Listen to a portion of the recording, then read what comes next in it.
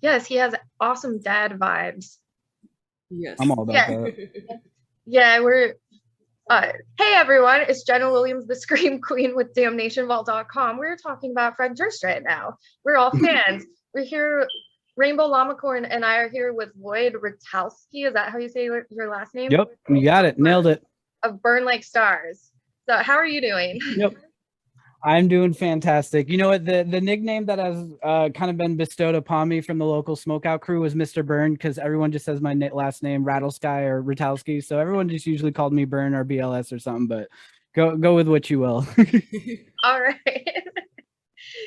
Well, you released, well, first of all, we dedicate every single interview, for the most part, to our veterans. So we want to take the Hell yeah. time Respect to to, them. yeah, we want to take the time to send love and thank you because without all of the veterans, like, yeah, our country would be a mess. It would. Thank you, Grandpa, and other relatives that have served. Oh, that's so cool. So what does it mean to you to support our vets, especially since you have family? It's just an important responsibility to us to give back and show support because a lot of these guys came back really mentally I'll use the word confused and not disturbed. Just a lot of things affected them and they came back to hardly anything. You know, there weren't jobs set up. Things were really hard. So even though we don't have a lot to give back, at least the support and kind words kind of give somebody a hype up. So I think we all have a responsibility to do that while we're sitting on our butts watching TV and they're out kicking butt, you know? Yeah, definitely. And like since you do have family members who are veterans, like what would you say the most important thing you have learned about veterans is? It's a much different mindset.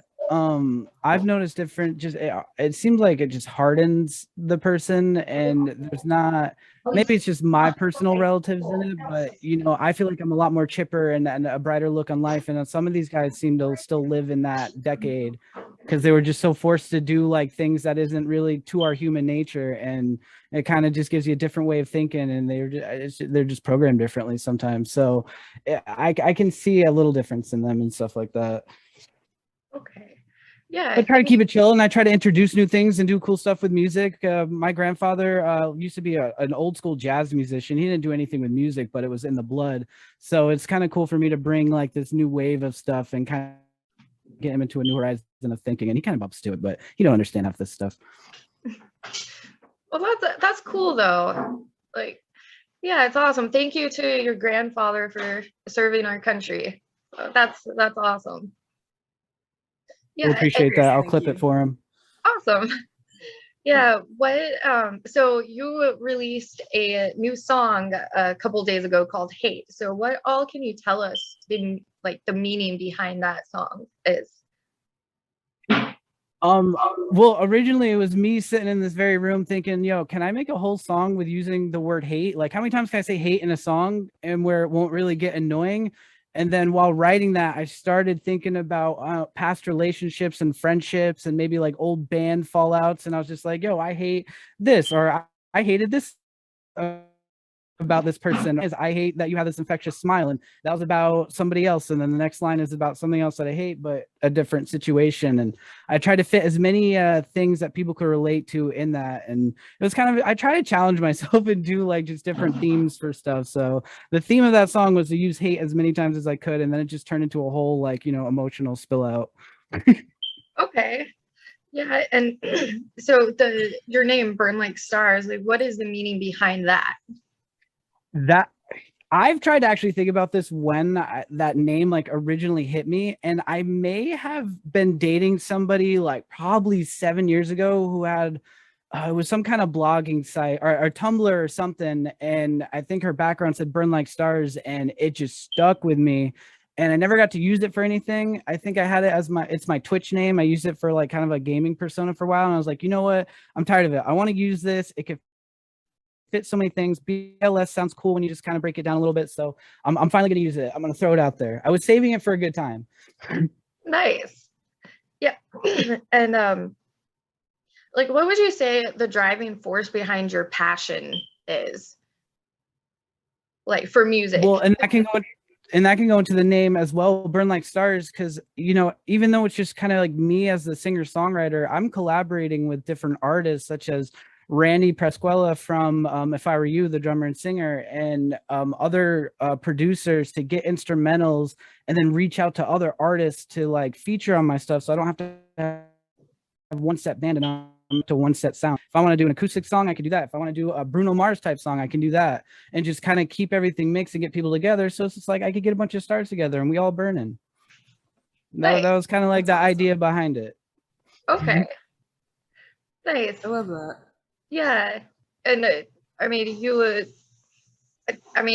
sound is an amalgamation of different genres. So how would you personally describe, you know, Burn Like Stars, how it sounds? Feelings and reminders, because I don't want to be stuck to one sound, but I try to make the theme to be something relatable, where Hey You was a song about reaching out to someone that you know is really depressed and reminding them that, you know, everything's okay. And then Shattered Shell, which was about stepping outside of this, don't be a wallflower, actually like go out into the crowd and kind of like step outside of yourself and feel yourself. And then Hate, which was just, you know, we've all had bad breakups or just bad situations and you just kind of got to let it out. And that's what Hate was. So it's just to me, it's just finding ways to relate to people. I'm a really big crybaby. So when I watch like sad movies, I've cried in Rick and Morty episodes. I've cried in I Am Legend, in that scene with the dog. It's a terrible scene, but like I will cry over the saddest things, and I want to find a way to do that to others, because that's a powerful trick when you're watching something and you get teared up. I want to be able to somehow do that. And through developing the sound and getting involved with more people, like I want to make like little mini movies like Michael Jackson did, and not turn into a robot, but like get people in their feelings. I think MGK just did something like that. And it's like an hour-long thing where it was like a bunch of his music inside of one big video. And that's the kind of stuff that I'm aiming for. Oh, nice. Yeah, the goal is I want to make people cry. I want the same feeling that I get when I sit there and watch artists like do stuff and I'm just like, oh, I get the little teary eyes. I want to inflict that on others for some reason. It's like my own personal goal to do. Well, that's cool though. I mean, making emotional music that people can truly feel, that's an amazing goal to have. Yes. Yeah, I'm trying. I'm working at it. I haven't quite hit it yet, but I'm getting closer, and the people around me have really pushed me to keep doing it. So I feel like, you know, the more you do something, you can only get better at it. So find out what works, find out what doesn't, and then do a really big push and just try to hit it all at the same time. Nice. Angie, your turn. Hey, okay. I've been just letting you go. So you've been in the battle for the big stage. How did you find out about that Space Zebra show, DWP? You know, we tried to find out because we got a random email that our song was recommended on the show. And I think we tried to email back and find out how, but you know, the guys that run that, like, I'm sure they're busy as can be. So I think that email got lost. I don't know how it got started, but once we found out, I started sitting there watching it. I subscribed for a bit. The show that I co-host with my friend BG called Local Band Smokeout, we tried to get our fans to join in on that, and we like supporting other people that do stuff. So it was cool seeing these much bigger, you know, people in the industry pushing us little ones, because it's a very similar thing that we're doing at Smokeout, but we're a little smaller on the scale. Yeah. So it's kind of like seeing a Big Brother version of what we're doing, and they're like the king of Twitch for that, and then we're gonna work hard to become the king of Facebook for the same thing. Because we just had we just had Kevin Lyman on. We had Kurt Travis and Jordan Blake come on. That's like, we're really trying to follow in the footsteps of DW. So it was cool to see that. And then of course I'm just going to be a sucker for all the music. Right. Yeah, there are a lot of good bands that they feature. I mean, oh, it's crazy. Yeah, and all their different genres too. So I wasn't even mad that we lost, because the band that we went against, those are people that have been doing it for a lot longer and have the content and like set list to pull something like that off. If I had to play live, I would be doing like a backing track of like me in this room, and it wouldn't be as cool or deserved as some of these guys. So it wasn't my time, but it was cool to be part of that and get some more eyes on the show. And then you guys found me through it. So, you know, it's like a whole circle of life thing going. Oh yeah. Yeah, and producer Jake is a fan too. Yeah, I saw that article when he mentioned me, and it made my heart flutter a little bit, because, you know, that dude gets hit with tons of bands. So the fact that like my like first like my second single like stuck out to him was like, okay, this is cool. I see this is making rounds. I'm doing something like worthy, I guess. Oh yeah. Yes, Um, definitely. how long have you been playing music, doing music? Um, I remember I think I might have been a junior in high school. My friends wanted to get a band together. I was just learning guitar and I wasn't anything good at it, but I knew how to be a dramatic, smart ass, loud like guys. So I want to try doing vocals. And I believe that was called the Emo Boys at the start. You can't find this stuff anywhere. I've tried so hard to look for those songs in MP3s, and this was back in the way earlier MySpace days, so it's really hard to find that Oh stuff. wow. And through that, like I liked the feeling it gave, and I liked writing and getting people involved with stuff. Granted, I wasn't very good, but for some reason, people still wanted to support, and you start to build a community with it. And I was really addicted to meeting people and just hearing like responses from it. So through that, I went. I think the next bigger project I was in Ezra in Sacramento, California, where we played at the Boardwalk, and we had a couple of headliner shows. We opened up for Skylit Drive when Jag was doing, and when that band broke apart, then I started moving back and forth from New York to here, and then finally settled here, where I joined up with Frequent Misconceptions. We I believe 4 or 5 songs together. We did 2 music videos, and then I split from that, and then started doing this. So I can't tell you how many years, just a long fucking time. Yeah. And it's just now through doing all that where I'm finally getting to a point where people are really paying attention. Like even those headliner shows back in the day, we were a lot younger and just like in our college years. So it was really easy to get people involved and make you look better than you were. But I hate listening to those songs because then I listen to these ones and be like, all right, I can see the progression that I've made. So, just now is it really starting to kind of branch out into like, this is probably the biggest project that I've been in out of all of them. So it's like it's cool to see the progress line because I was looking into this the other day. I'm like, these girls are gonna find something, and I gotta remember some things. You have plans to make an album? I know you only have 3 songs right now. I do. It's really hard when you're by yourself. Yeah. Mostly when you're in a band, there's like 5 or 6 other people, or even 4 other people that $100 a person. That's pretty much a song to record. I've been outsourcing, so it's really heavy on just me doing it alone. So I've been trying to milk these songs as much as I can and try to make a big deal out of everything I can, even make the smallest thing a big deal. I just started a GoFundMe page where I think of different ways that people can donate and be part of it. So if somebody donated $10, I would put their name in the credits of the album. If somebody donated $20 personal thank you video or something goofy and still put their name in the credits. If somebody donated $150, I will cover an acoustic song of their choice, let them pick a song name. I'm trying to find ways to raise money and get people involved and give a little back to where this isn't so heavy on just me. I even have my manager, Lizzie, who runs my social accounts because I'm an idiot and cannot handle all that stuff. And, it would be cool to be able to give her back something because she spends a lot of her own money to help me, and she's not even writing the music. She just believes in something. So it's like, damn, I need a little more. I have to find a way to get more done so I can get an album. And if this GoFundMe works, it's going to be about $1,500, I can get at least 2 to 3 more songs and then boom, get my first album cut out. Nice. That would be awesome. It would be awesome. I'm trying really hard, and I'm working. I record everything I do with Randy from If I Were You. His band's already doing killer work as it is, and everything that's coming out of his studio is sounding fire. So I can really work with him to get a lot of stuff done. Yeah. Awesome. What are your main inspirations music-wise? Music-wise, my inspirations don't reflect how I do mine, but I'm a huge fan of Franz from Attila, just because as being a little smartass as I am, like his just talking shit attitude is one of my favorite go things too. Like I have a poster signed by all of these guys. Like I've seen him a ton. I'm a huge advocate for shit talkers ready to say things that step over the line in a good way, not overcrossing, but just enough. But I'll go back as far as Freddie Mercury and Queen and be singing that in my car and matching some of his notes. I can go from hip hop to an artist a lot of people don't know, Mac Dre in the Bay Area. He passed away, unfortunately. Rest in peace, Mac Dre.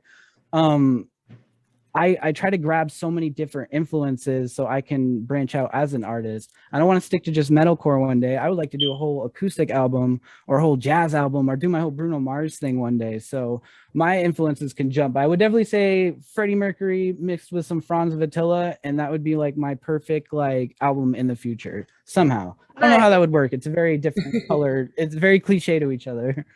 Yeah. Nice. Since you mentioned Freddie, like Queen, they are just like one of the greatest bands of all time. Rest in peace to Freddie too. I don't know why I said Mac Dre and not Freddie. Freddie's watching us too. Yes. Like, what was the song that you like have it sung over and over and over that has really like evolved your vocal style, I guess you could say? Ooh. Don't Stop Me Now, for sure. Seosin, Anthony Green, I could probably still do it, but growing up, I used to try to cover so many Seosin songs, and just his belting and just his range really made you work towards it.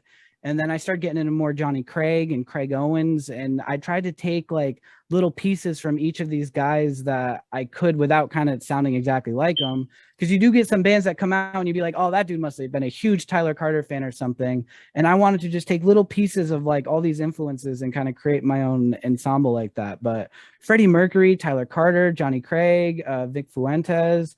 I love Justin Bieber to death. Like I will rock that till I die because those are that know what they're doing. Adele has been a huge one because she's some technical work on her vocal skills. So it's like I find it almost easier to sing to girls than I do some of the guys at times. So there's a lot of different artists that I grab like little pieces from. That's awesome. Like what I'm noticing about the newer generation of artists coming out is that there's like you, I mean, you don't stick to just one genre. Your mind is open to so many different things, and you play, so many different instruments too, which is amazing. What inspired you to play all of the instruments that you do?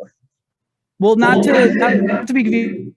So all these instrumentals, and I do these artists, Randy writes all the instrumentals for Shattered Shell. So that means he in his studio did the guitars, the bass, the drums, and he would record that. And then I write the vocals and lyrics and then go record. Same with Hate. That was by a producer called produced by IOF.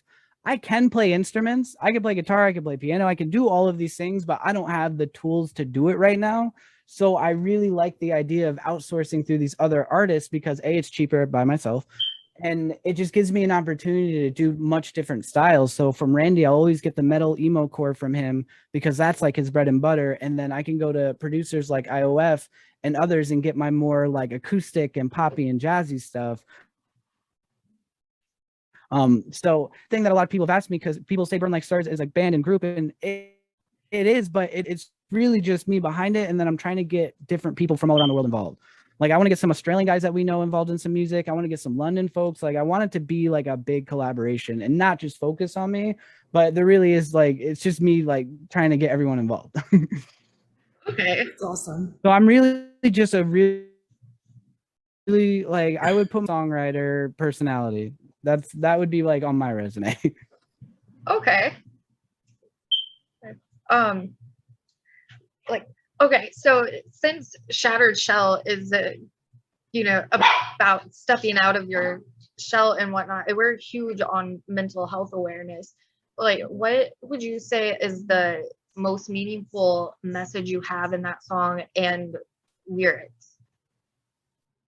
You should stop holding yourself back.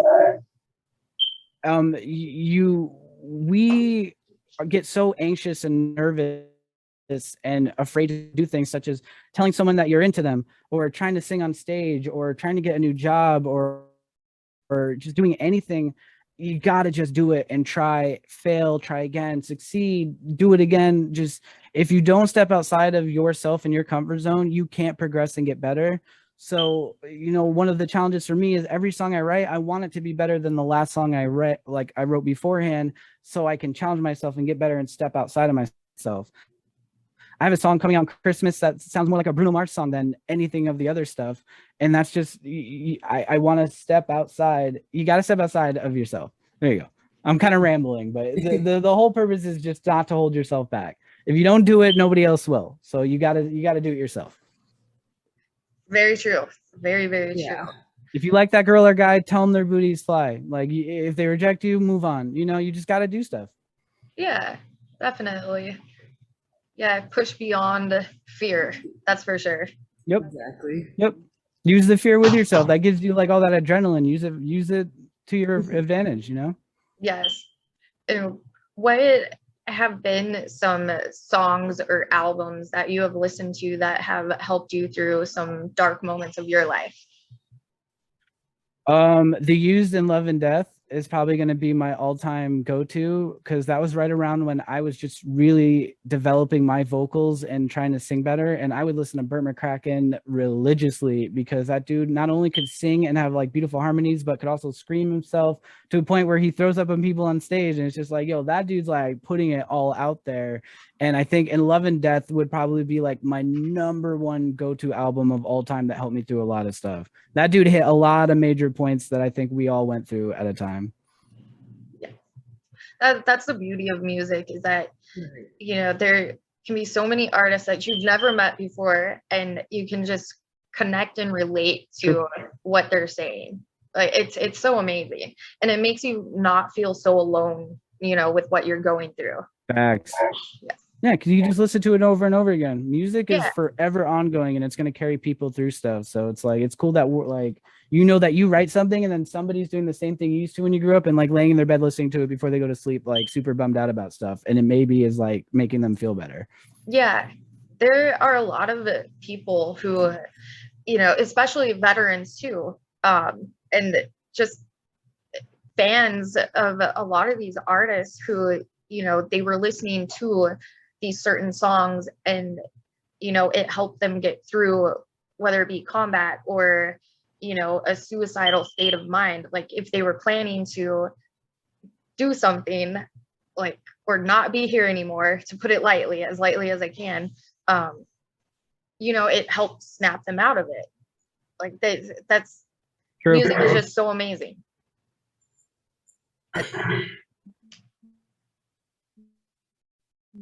Thing about music is there's always going to be more stuff. So if you really got hit and impacted by that one song you listen to, it kind of keeps you going to want to hear more. So, you know, a lot of us artists have a responsibility when you start building a fan base. Like, you got to keep working as hard as you can, because there are people that may rely on your stuff. You never know. You never know who's out there that really needs that next song, because like shit's really tough. And they're like, oh, this made me feel better, I'm going to do this while I go to work or something, you know? Yeah, like Queen. I mean, look at the legacy they have. It's insane. That music video on MTV, I forget the song name off the top of my head, when he was in a dress and stuff, when they started doing that stuff, I was all about that. Like, that just because I knew that right there opened a door to so many people that were actually living that lifestyle and made it so they could. So songs that like come out that really, or even music videos that come out that really like the person listening is like, yo, like, he just did that in front of like millions and millions of people are going to see this, I can go out and do that. So that's the stuff that's heavy. Freddie was an inspiration to like so many, just for that. I mean, he set the bar. I mean, watching I think it was live in Montreal or something, 2 nights in a row, and then he came out in shorts, no shoes on, and like a bandana around his neck. Oh yeah.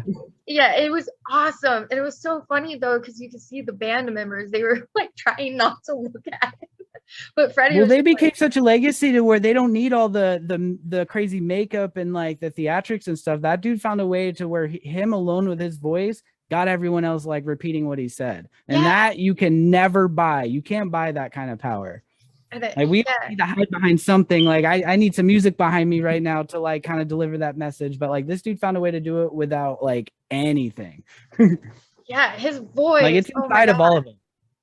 Yeah. It's inside of all of us. All of us can do these crazy things. It's just we have passions for different things. Like, anybody can do it. It's literally inside you.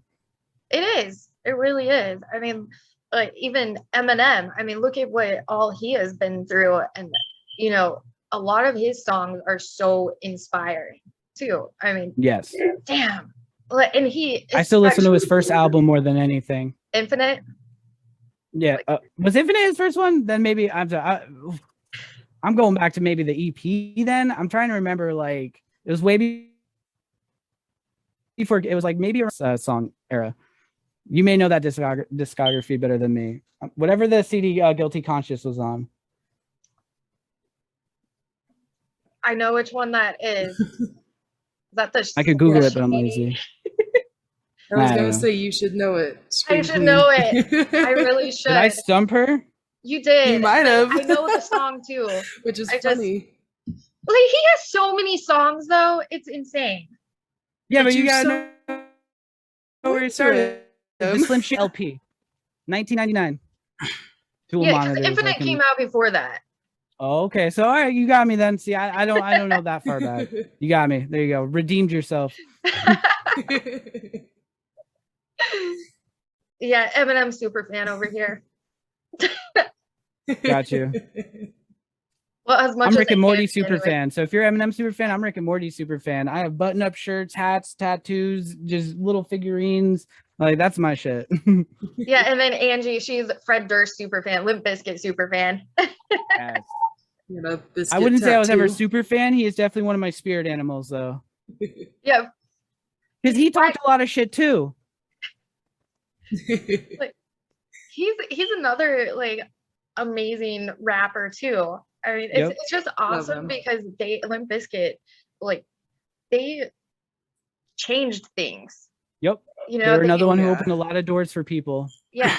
Oh yeah. Like he could sing well behind a lot of production, but like he proved that like, you know, just a typical white boy can just sing and rap and do like a bunch of crazy shit, and it opened so many doors for other bands as well. So that's another band opener door.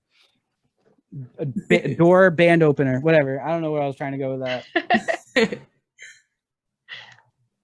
I'm surprised you're not asking him a Limp Bizkit question. Okay, fine. What's your favorite Limp Bizkit song? Man, damn, you're having me go back because it was an album. My stepfather was a DJ for Pixie 103, and he used to have a huge collection of CDs. And I remember Chocolate Starfish album, and I probably listened to that shit so many times because just the name alone got me. But I would definitely say Chocolate Starfish and the Hot Dog Flavored Water was my favorite album by them. Can't pick a song because I have to go way too far back into memory to start thinking about all those. Sometimes it's hard to pick a song anyway. Yeah, Break Stuff, like if Break Stuff came on, that would definitely get me like moving out of all of the songs though, because like he definitely like hit a really good point on that song. So yeah, I would say that song got me moving the most. Yeah, that song is awesome, especially when you're having a bad day and you put it on. It's like, somebody knows. Yeah. Nope. Relatability is something a lot of artists need to learn. It's okay, you know, do what everyone else is doing in mainstream stuff, but you have to find a way to get people to relate to your stuff, or they're just not really going to be into it. So he found a lot of ways to relate to people's anger and bullshit. So it's true. Definitely. And he collaborated with Eminem too. He collaborated with a ton of people. He collaborated with Korn, for God's sakes. Yeah. Yeah. Oh yeah. Yeah, and I heard this song. It popped up on YouTube that it was Eminem with Limp Bizkit, and I'm just going, oh my god. Because a lot of those came out like randomly and weren't promoted super well, so like you'd be surprised how many like songs like just didn't hit like a super mainstream vibe that you can like find that people collaborated to. Yeah. You know, I was just thinking about Korn. I just remember watching that YouTube video the other night where he had to take breaths of oxygen and then performed anyway. He's like, yo, everyone's been here for us so much. I got to be here for you guys. I feel like dog shit or whatever. And he like takes a couple huffs of his oxygen mask and then just starts going back into the show. So and I'm like, yo, that's the shit right there. Like, fuck everything Korn's else. Amazing. I got oxygen. Let's go. They are so awesome. Amazing live. Yeah, they were cool because Head and Ray Lozier were on Bobby's birthday stream yesterday. That was like one of my most favorite parts of of their stream. Yeah. I was watching that for a while because they mentioned that they were going to play some of the bands that got knocked out again. So I had it on the second monitor for the whole time, but they obviously got carried away with the show. So I don't think they ended up doing Right, it. yeah, I don't think they did do that, did They they? sent us all an email and they were like, get your fans in here. And we're like, oh, snap. I just released Hate. Like, can you guys play that? And then they never ended up doing it. They've had a lot going on. They get like a lot of big names on there. Oh, and yeah. stuff. So I can understand how it happens. The same thing happens on the show that I co-host. Definitely And crazy. we'll get some people on there and we end up getting distracted. So It happens. It was funny. Johnny Christ is hilarious. Oh my God. he was very relatable. I think I was playing like a game while having it on my other monitor while listening to them. And I was like, yo, I would love to hang out with that guy. He definitely sounds like someone that's going to get you in trouble. Yeah, he is hilarious.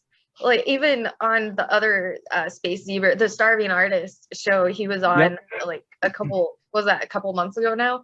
Oh my God, that was hilarious. Like with him pulling all the beer cans out of his jacket. Yeah, well, his band's legendary, so those guys know how to interact with others. Like I remember seeing Avenged at Upworld Fest 2010, and they weren't headlining. Yeah, they weren't headlining. It was right after Jimmy the Rev Sullivan died, and I just remember being so blown away because like they had so much energy. Oh my God. I never saw them live. I definitely learned how to play some of their songs on guitar because that was like a thing to do at the time because those guys are pretty wild at it. Yeah, like and they have like so much energy. I don't want to say who was headlining that year because I honestly felt like Avenged stole the show. Like they were so good. And I know it doesn't matter how big your following is, like it matters, or it doesn't matter how big you are. All that matters is your following and like the energy you put forth on stage. Like if you're not moving, your people aren't going to move. So you really got to put on a show. You're not just performing your songs, you're putting on a show. It's called it for a reason. Yeah. Well, those are all of my questions. I don't really have anything else either. Do you have any leaks or anything? Do I have any leaks? So actually it'll be relatable. Christian, the vocalist of Diamonds to Dust, you guys just interviewed. Oh yeah. That's right. Christian and I can't say too much, but Christian and I have both reached out to Randy to work on a song together and get an instrumental going because Christian literally blew my mind on the Corpus song. And ever since then, we had him on our show as well. So I was just like, bro, you literally like embody like that fucking like energy that I need. I can't do it, but I can write something that like I want to make people cry. So I think the first song I write that will like get as close to making people cry, I'm gonna get like at this time, is gonna be with him. Like I want to find a way to get him to make people really feel stuff. So that's like that's a leak. I'm gonna be dropping a song Christmas Eve that I'm gonna try to get another music video for, and we might be doing a music video for Shattered Shell. The girl who did photos for the Hate shoot is trying to branch out a little more. So I think, you know, it's safe to have her try that out on a song that's already kind of doing well, and see if I can't bring back Megan from the Hey You video and get Fallon from the Hate video and try to get all the girls together and try to do something cool. Nice. So those are the leaks I have. Other than that, you know, I'm gonna have to try to tell BG and get you guys on our smokeout show so you can review some bands with us live. Oh, that would be so awesome. You guys would love doing that because I know how much you guys like DW and watching them do that. So then we do a lot of like just smaller bands, and the chat can vote them yay through to the end, and we try to support a lot. So I'm definitely have to, you know, you guys get to interview me. We'll have to interview you guys on our show. That'd be awesome. Hell yeah, that would be dope. We all support each other. Like the best success for me right now promoting my band is supporting the other artists more than myself. Because these guys are sharing my stuff more than I am because I'm supporting them so much. So the more you do for others, the more they're going to do for you. Right. Yeah, and metal and rock music in general is a family. Like it's amazing. Yeah, we're all sad emo kids. We need each other. Yeah, definitely. And that's like another way that it helps, you know, your mental state of mind too. Just knowing that there are other people you can connect with who enjoy the same music that you do or play the music that you enjoy. Exactly. Yeah. I'm a sad piece of shit just like the rest. I just put on a real really good, energetic, sell it, we're all sad, man. Yeah, well, I'm super, super excited to hear your song with Christian because like his voice, oh my God.